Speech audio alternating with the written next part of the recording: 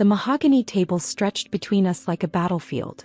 Mom's perfectly manicured nails tapped against her wine glass as she surveyed the Sunday dinner spread with the same critical eye she used on everything else in her life.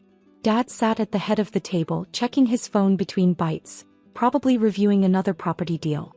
My older brother Marcus leaned back in his chair with that insufferable smirk he'd perfected over 32 years of being the golden child. "So Jamie," Mom began, her tone dripping with forced interest. "Still shuffling papers at that little trading firm?" I took a sip of water. "Something like that." "It's been what, 7 years?" Marcus chimed in. "Most people make partner by now. Or at least move up from entry-level work." "I'm not entry-level," I said calmly, cutting into my salmon. Dad finally looked up from his phone. "But you're still essentially an employee, right? Working for someone else?" "At your age I owned 3 apartment buildings. Different industries, Dad." "That's the problem," Mom interjected. "Real estate is tangible. You can see it, touch it. What do? Move numbers around on a screen? Gamble with other people's money?" "I manage investments." Marcus laughed. "Manage investments? That's a fancy way of saying you're a middleman. You know what my quarterly bonus was last quarter? 400,000. From actual real estate deals. Actual buildings with actual tenants paying actual rent." "That's wonderful, Marcus." "Don't patronize me, Jamie. I'm just saying, maybe if you'd listen to Dad and come into the family business instead of chasing some Wall Street fantasy, you'd actually have something to show for yourself by now." Mom nodded in agreement. "Marcus has already bought 2 investment properties this year alone. He's building real wealth. Generational wealth." "I'm aware." "Are you?" Dad set his phone down, giving me his full attention for the first time that evening. "Because from where I'm sitting you're 30 years old, still renting that tiny apartment in Manhattan, driving a 6-year-old Honda and working 80-hour weeks for what? A modest salary and the hope of a decent bonus." "My apartment is fine. My car runs." "That's exactly the mentality that's holding you back," Mom said, shaking her head. "You settle for fine while your brother thrives. Do you know what he drives? A Mercedes S-Class. Fully loaded. I've seen it. And you're not embarrassed?" Marcus leaned forward. "Little sister, I'm trying to help you here. There's still time to pivot. Come work for Dad and me. Learn the real estate game. Start building actual assets instead of playing with spreadsheets." "I'm not playing with anything." "Oh, honey," Mom's voice took on that pitying tone I'd heard my entire life. "We know you're trying. We just worry that you've invested 7 years into something that's never going to give you the returns you deserve. The stock market is so volatile. So unpredictable. It's really not if you know what you're doing." Dad scoffed. "Everyone thinks they know what they're doing until the market crashes. Remember 2008? Lehman Brothers? Bear Stearns? All those experts who thought they knew what they were doing. I remember. And you still chose this path. Despite seeing what happened. Despite having a perfectly good opportunity to join a stable, profitable family business." He shook his head in disappointment. "I don't understand you, Jamie. You don't have to understand me." "There it is," Marcus said, throwing his napkin on the table. "That attitude. That stubborn, prideful attitude that's kept you spinning your wheels for 7 years. I'm not spinning my wheels." "No? Then what do you have to show for it? Where's your house? Your luxury car? Your investment portfolio?" Marcus gestured around the room. "This house we're sitting in, I helped Dad buy it. The chandelier above us?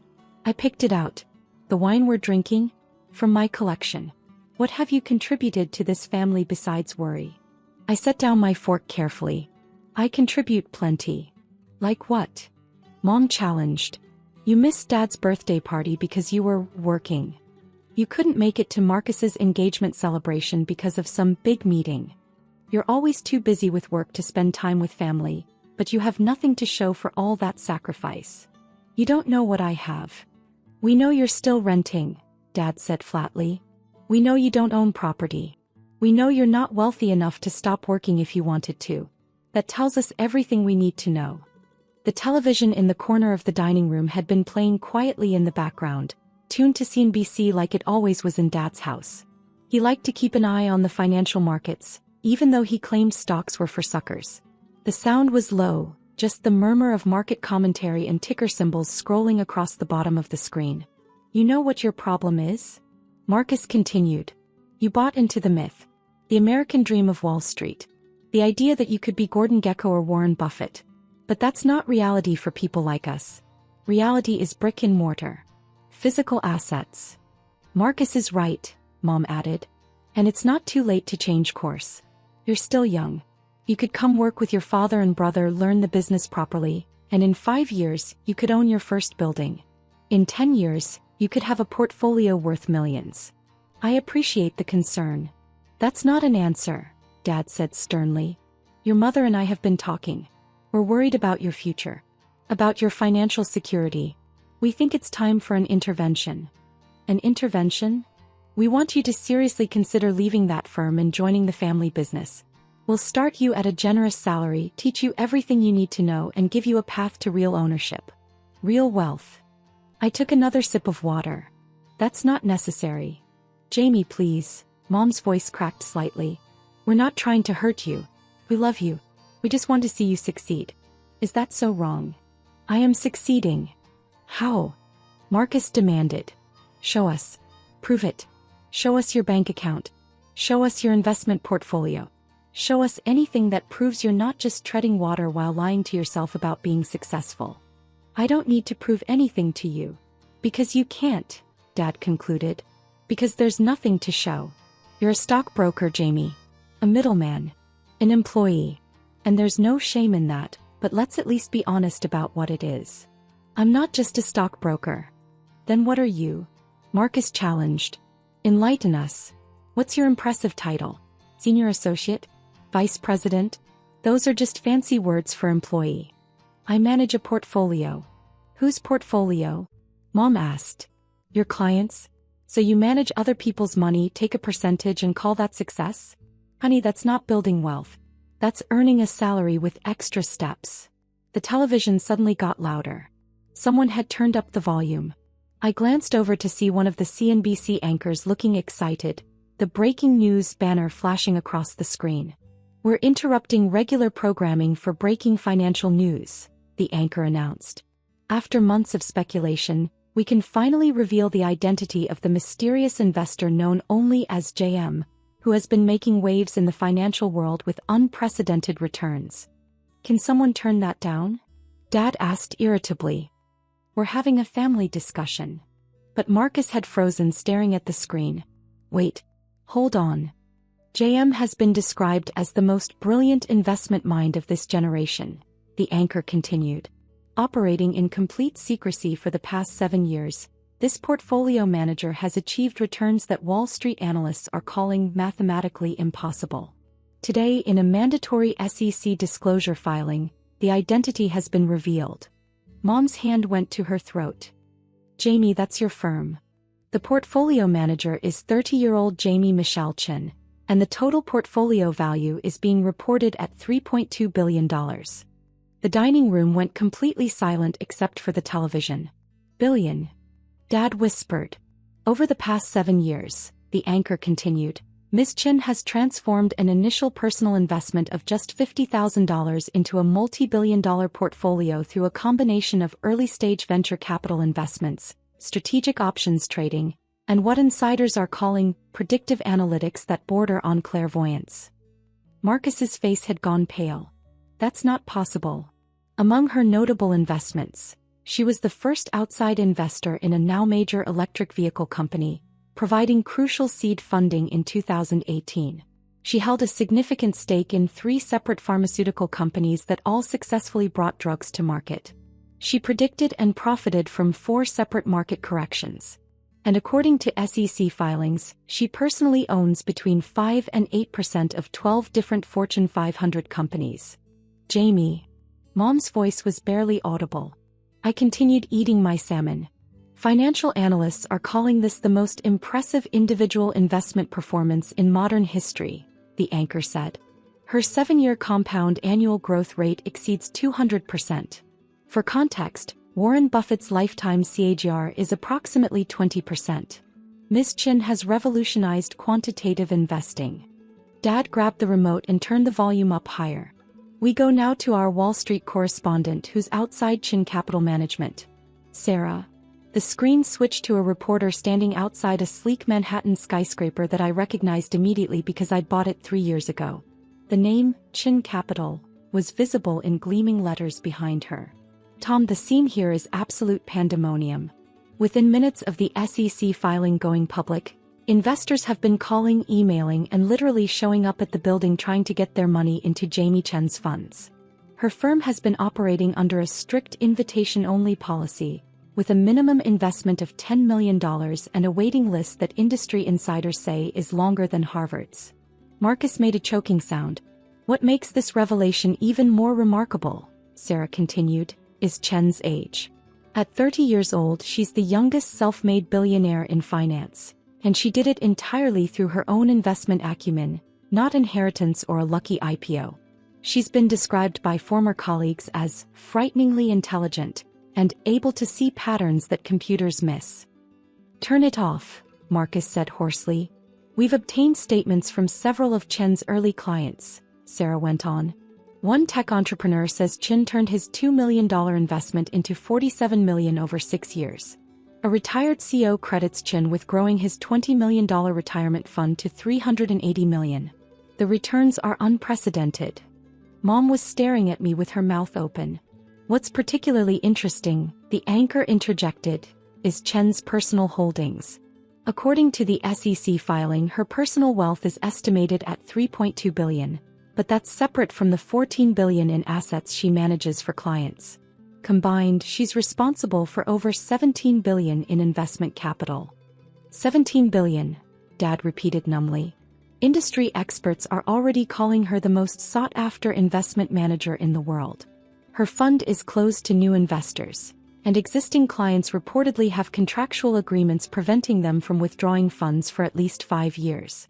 Those contracts, which seemed restrictive at the time, now look like the best decision those investors ever made. My phone, sitting face down next to my plate, began vibrating continuously. Then Dad's phone lit up. Then Mom's. Then Marcus's. We're also hearing, Sarah added, that Chen owns significant real estate holdings in Manhattan, including the building we're standing in front of, valued at approximately $200 million, and a personal residence in Tribeca purchased for $45 million in cash 3 years ago. Marcus pushed back from the table, his chair scraping loudly. This is a joke. This is some kind of prank. Her investment strategy is being compared to legends like George Soros and Peter Lynch, the anchor continued. But what sets Chen apart is her age and the speed of her success. 7 years. 50,000 to $3 billion in 7 years. It's a financial fairy tale, except it's completely real and documented. I finally looked up from my plate. Can someone pass the salt? Nobody moved. We understand Chin Capital Management will be holding a press conference tomorrow morning, Sarah said. Given the market impact of this disclosure, several stocks Chin is known to hold have already jumped 10 to 15% in after-hours trading. This could be one of the most watched financial events of the year. Dad found his voice first. Jamie, is this real? The salt, please. Marcus grabbed his phone and started typing frantically. Mom just stared at me like she'd never seen me before. Dad's face had gone from pale to red and back to pale again. According to sources, the anchor continued, Chen has been personally interviewed by the Treasury Secretary about her investment models. The SEC has reviewed her trading patterns 3 separate times and found no irregularities, just remarkably prescient decision-making. MIT has reportedly offered her a position as visiting professor of financial engineering. You told us you managed a portfolio, Mom whispered. I do. A $17 billion portfolio. Technically $3.2 billion is mine. The rest belongs to clients. Marcus slammed his phone down. It's true. It's all over Bloomberg, Reuters, the Wall Street Journal. You're everywhere. They're calling you, they're saying you're the most successful investor of her generation, Dad finished, reading from his own phone. Several hedge fund managers have already issued statements, Sarah reported, saying they've been trying to recruit Chen for years with offers exceeding $50 million per year in guaranteed compensation. She's turned them all down to run her own firm. $50 million per year? Mom's voice had gone up an octave. In salary alone, the anchor clarified. plus carried interest on returns which would likely have doubled or tripled that figure. But Chin apparently values independence over compensation. We also have reports, Sarah added, that Chin has made substantial philanthropic contributions under a private foundation. Approximately $200 million to various educational and scientific research initiatives over the past 3 years, though she's kept those donations anonymous until now. I reached across the table myself and grabbed the salt shaker. Jamie, Dad's voice was strange, like he was talking to a stranger. Why didn't you tell us? I tried to. You kept interrupting. You said you managed investments. I do. I manage substantial investments with exceptional returns for a select group of clients while maintaining a personal portfolio that has appreciated significantly. That's not. You should have been clearer. I told you I wasn't entry-level. I told you I manage a portfolio. I told you I'm not just a stockbroker. You told me I was playing with spreadsheets. Marcus's phone rang. He looked at the screen and his face went even paler. It's Michael Brennan. Who? Mom asked. The CEO of Brennan Development. One of the biggest real estate developers in the city. Why would he be calling me? He answered with a shaking voice. Hello. Yes, this is Marcus. What? No, she's my sister. I don't know if. Can you hold on? He looked at me with wide eyes. He wants to know if I can introduce him to you.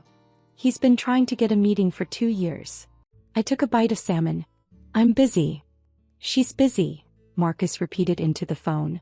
No, I don't think. I can't promise. I'll try. Thank you. He hung up. He said his investment fund has been trying to become a Chin Capital client since 2021. He said he'd consider it a personal favor if I could facilitate an introduction. That's nice. Mom's phone rang next. She answered automatically, still staring at me.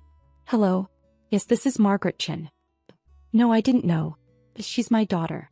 I'm sorry, who is this? Her eyes widened. The chairwoman of? Oh my God. What? Charity Gala? You want Jamie to be the keynote speaker? I don't know if she. How much is the speaking fee? Excuse me. She pulled the phone away from her ear and looked at it like it had bitten her. She just offered you $500,000 to speak at a charity event for 30 minutes. Not interested. Jamie, that's $500,000 for 30 minutes. Mom, my time is worth more than that. The anchor's voice continued from the television. We're now joined by Dr. Richard Ashworth, professor of economics at Columbia. Dr. Ashworth, you've studied exceptional investors. Where does Jamie Chin rank? Historically, in the top 5 greatest investment minds of all time, the professor responded. Her risk-adjusted returns are actually better than Warren Buffett's when you compare their first 7 years. What makes Chin truly exceptional is her ability to identify emerging trends before they're obvious. She invested heavily in remote work technology in early 2019, before the pandemic made it essential. She bet on mRNA technology in 2018. She bought cryptocurrency mining operations in 2020 when everyone thought the crypto bubble had burst.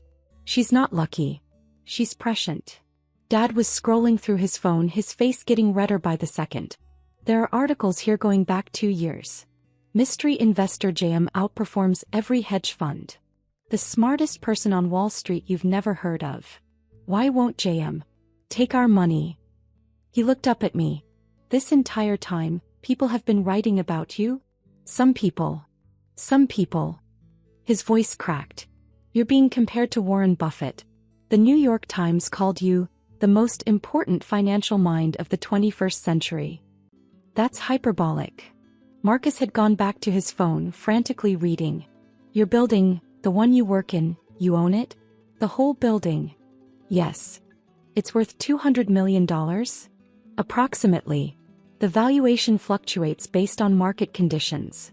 And you bought it with cash? It was the most tax-efficient approach. Most tax-efficient. Marcus trailed off, then started reading again. His voice got quieter. You also own a townhouse in Tribeca purchased for $45 million. A penthouse in London worth £30 million. A beach house in Malibu valued at $28 million. And a private island in the Bahamas. The island was a strategic purchase. The previous owner was desperate to sell and I got it below market value. Below market value, Mom repeated faintly. How much is a private island at below market value? 12 million. She made a small whimpering sound. Let's return to the market impact, the anchor said, pulling up a chart. In the hour since Chen's identity was revealed, total market capitalization has increased by approximately $70 billion, primarily in stocks she's known to hold.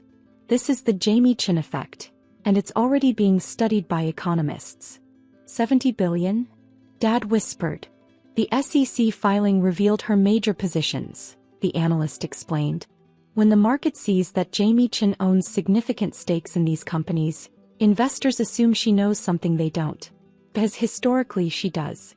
Her track record is perfect. Every major position she's held has appreciated by at least 300%. Marcus's phone rang again. Then Dad's. Then Mom's. All three of them stared at their devices like they were seeing phones for the first time. It's the Caldwells, Mom said, referring to their country club friends. They want to know if you're accepting new clients. No. Jamie, they're offering to invest $50 million. I'm not accepting new clients. I have a waiting list of qualified investors offering substantially more than that. Dad answered his phone. Hello, Bill. She doesn't. I'm not her financial advisor. I'm her father. I don't have that kind of influence. Yes, I'll mention it, but I understand it's urgent. Everyone's calling. Yes. Goodbye. He set the phone down carefully. That was Bill Richardson. He runs the Richardson Fund. I know who he is. He manages $8 billion. I'm aware. He wants to invest with you. All $8 billion. He says your returns are so far beyond industry standards that even with your 2-and-20 fee structure, he'd still come out ahead. Tell him no. Jamie, he's offering you $8 billion. I don't need it. I'm selective about my clients. Mr. Richardson doesn't meet my criteria. Your criteria? Marcus's voice was strangled. You're turning down $8 billion? Do you know what our entire family business is worth? About $200 million across all properties. You just turned down 40 times our family's total net worth. Different investment philosophies. The television had switched to a split screen with multiple financial experts. The question everyone's asking, one analyst said, is what's next for Jamie Chen? At 30 years old with $3 billion in personal wealth, will she retire? Start a hedge fund? Run for office? Sources say she's deeply private, another expert responded. She's apparently turned down hundreds of media requests over the years. This SEC filing was mandatory. She couldn't avoid it once her holdings crossed certain thresholds. But by all accounts she prefers to work quietly. Smart, a third analyst interjected. Her edge is in seeing things others miss. Media attention could compromise that. My phone continued vibrating. I turned it face down again. Aren't you going to answer that? Mom asked weakly. It's just my assistant letting me know that the press has figured out where I live. Building security is already handling it. Building security, Dad repeated. You're building security. Yes. Because you own the building. Yes. The $200 million building. I think we've established that. Marcus suddenly stood up, walked to the window, then walked back, then sat down again. I told you that you should come work in real estate. I said you were wasting your time with stocks. I called you a middleman. You did say that. I bragged about my $400,000 quarterly bonus. Yes. Your quarterly returns are probably, what? Hundreds of millions. Last quarter was good. How good? The portfolio appreciated by approximately $900 million. Mom made that whimpering sound again. But that's not typical, I added. Some quarters are less. Some are more. It averages out. Dad's phone rang again. He looked at it, then looked at me. It's Howard Berkowitz. The real estate developer? He wants to know if you'd consider investing in his new project. He needs $200 million in capital. What's the projected ROI? He says 12% over 5 years. I shook my head. No. Jamie, that's considered a very good return in real estate. It's terrible compared to my usual returns. Why would I accept 12% when I can generate 200%? Because. Dad trailed off. Because. Because you thought real estate was better than stocks? He set his phone down and put his head in his hands. We need to talk about this, Mom said, her voice shaking. We need to understand. 7 years, Jamie. 7 years you let us think you were struggling. We worried about you. We felt sorry for you. I tried to tell you I was fine. Fine? Fine. You're a billionaire. That's not fine, that's extraordinary. It's just numbers, Mom. Just numbers. Marcus laughed, a slightly hysterical edge to it. Just numbers. He says it's just numbers. Jamie, do you understand what you've done? You've beaten the entire financial system. You've outperformed every professional investor on the planet. You're richer than some countries. That's also hyperbolic. Is it? He grabbed his phone again. Your net worth of $3.2 billion puts you above the GDP of 23 countries. You have more money than the annual budget of most cities. You could buy our family business 50 times over and still be a billionaire. But I wouldn't want to. The silence that followed was deafening. Why not? Dad finally asked, his voice small. Because real estate is tangible, remember? You can see it, touch it. But the returns are mediocre compared to strategic equity investments with proper analysis and timing. You're throwing our words back at us, Mom whispered. I'm just stating facts. You built a successful business. It's worth approximately $200 million, generates good cash flow, and provides a comfortable lifestyle. That's admirable. It's also a rounding error in my portfolio. Marcus stood up again, this time walking to the bar and pouring himself a drink with shaking hands. When did this happen? When did you become this? I've always been this. You just weren't paying attention. We paid attention. We had dinner every month. We talked. I listened. There's a difference. Dad's face was still in his hands. All those times we gave you advice about your career. You gave advice based on your understanding of success. Your understanding was incomplete. We told you to be more like Marcus. Marcus flinched. You did. And Marcus has done very well for himself. 400,000 quarterly bonuses are excellent in the real estate sector. He should be proud. Don't patronize me, Marcus said quietly. I'm not. I'm being sincere. You're successful by conventional standards. You drive a nice car, own nice properties, have a good reputation. That's worth something. But it's nothing compared to you. It's different from me. Not nothing. Mom's phone lit up again. She didn't even look at it. What do we do now? You continue with your lives. I continue with mine. But everything's different now. Everyone knows. The whole world knows you're the same person I was an hour ago. The only difference is now other people know what I already knew. We should have known, Dad said, his voice muffled by his hands. We're your parents. How did we not know? I told you. Multiple times. You chose not to hear it. You said you managed investments. I do. You should have said you were a billionaire. Why? Would it have changed how you treated me?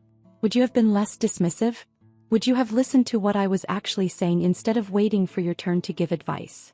I set down my fork. The money doesn't change who I am. It just reveals who you are. That landed hard. Mom looked like I'd slapped her. We're proud of you, she said weakly. We've always been proud. No, you weren't. You were disappointed. You thought I was wasting my potential. You felt sorry for me because I drove an old Honda and rented an apartment. We just wanted better for you. You wanted what you understood. Real estate. Physical assets. Something tangible. You couldn't comprehend that I was building something you couldn't see. Marcus finished his drink and poured another. So what happens now? You're going to cut us off? Punish us for not recognizing your genius? No. Nothing changes. We'll still have dinners. You'll still give me unsolicited advice about my career. Mom will still worry about my lifestyle. Dad will still check his phone at the table. But you're not going to tell us anything about your actual life. I've been telling you for 7 years. You weren't listening. The television had moved on to expert panels discussing the broader implications of my disclosure. One economist was arguing that my success proved market efficiency was a myth. Another was insisting I was a statistical anomaly. A third was calling for regulatory investigation. Not because I'd done anything wrong, but because my return seemed too good to be true. They're going to investigate you, Dad said, looking at the screen. They already have. 3 times. The SEC knows exactly how I operate. Everything is legal, documented, and transparent. But people are going to say many things. Most of them will be wrong. Some will be jealous. Some will be conspiratorial. I don't control that. I only control my investment decisions. Mom reached across the table, then pulled her hand back, unsure. Can we start over? Can I understand what you actually do? I identify undervalued assets with significant growth potential, invest strategically, manage risk through diversification and options hedging, and compound returns over time while minimizing tax liability. I don't know what half of those words mean. I know. Can you explain it in terms I'd understand? I could, but you wouldn't be interested. You think stocks are gambling. You think real estate is superior. You think I should be more like Marcus. I don't think that anymore. You thought it an hour ago. She didn't have an answer for that. Marcus's phone buzzed with a text. He looked at it and went pale again. My boss just texted me. He wants to know if I can introduce him to you. Your boss who told you that you were the most successful young real estate developer in the city? Yes. Tell him no. Jamie, he's my boss. This could affect my career. Then quit. Come work for me. The offer hung in the air like a grenade. What? Marcus whispered. You're good at what you do. You're organized, detail-oriented, and understand property markets. I'm considering expanding into real estate investment trusts. I need someone who knows the sector. Starting salary is $2 million per year plus performance bonuses that could reach 8 figures. His mouth opened and closed silently. But you'd be an employee, working for your little sister, taking direction from someone you called a middleman. Can your ego handle that? I don't. Think about it. The offer expires when I leave tonight. Dad finally lifted his head. You'd hire your brother after everything he said? He's qualified. His personal opinions about my career are irrelevant if he can do the job. What about me? Dad asked. What about the family business? What about it? Would you invest in it? We could expand. With your capital we could. No. Why not? Because it's not a good investment. Your returns are mediocre, your growth strategy is limited by your risk tolerance, and your management style is too conservative for the kind of expansion that would justify my capital. Dad looked like I'd punched him. I'm not saying you're bad at what you do. You've built a successful business. But successful and investable are different things. I can get better returns elsewhere. So that's it? Your family business isn't good enough for you. It's not personal. It's mathematics. My responsibility to my clients is generating maximum risk-adjusted returns. Investing in your business would compromise that responsibility. We're your family. Which is why I won't insult you by making a charity investment. You've spent 7 years telling me real estate is superior to stocks. You should be relieved I'm not bringing my inferior investing skills into your business. Mom made a choking sound that might have been a laugh or a sob. My phone vibrated again. I checked it this time. I need to go. My security team says there are reporters outside my apartment. Your apartment that's worth $45 million, Marcus said dully. Yes. The apartment we thought was small and embarrassing. You thought that. I liked it fine. I stood up, placing my napkin on the table. The television was still going, now showing footage of the building that housed Chin Capital Management, reporters crowding the entrance, investors arriving with briefcases. Thank you for dinner, Mom. The salmon was excellent. Jamie, wait. She stood up too, tears in her eyes. I'm sorry. We're all sorry. We didn't understand. We should have listened better. We should have believed in you. You should have. But you didn't. And that tells me something important about where we stand. What does it tell you? Dad asked quietly. That you love me conditionally. When you thought I was unsuccessful, you were embarrassed. Now that you know I'm wealthy, you're proud. But I'm the same person. The money didn't change me. It just changed how you see me. That's not fair, Marcus protested weakly. Isn't it? An hour ago you were offering to let me work for Dad as a favor. Now you want me to invest in the family business. An hour ago Mom was pitying me for driving an old car. Now she wants to understand my work. What changed? No one answered. I'll see you next month for dinner. Same time, same place. And we can all pretend this conversation never happened while you give me advice about my life that you're spectacularly unqualified to give. I walked to the door. Behind me I heard Mom start to cry. Dad's phone rang again. Marcus poured another drink. The television continued its breathless coverage of the financial world's newest sensation. At the door I turned back one last time. They were all frozen in place, looking lost in their own home, like they'd been displaced by the revelation of who I really was. For what it's worth, I said quietly, I never wanted you to feel small. I just wanted you to see me clearly. You never did. I left them there, surrounded by their tangible assets and their shattered assumptions, while CNBC speculated about my next move and my phone continued its endless vibrating. The drive back to Manhattan was quiet except for the notifications I'd muted. The Honda ran fine just like I'd told them.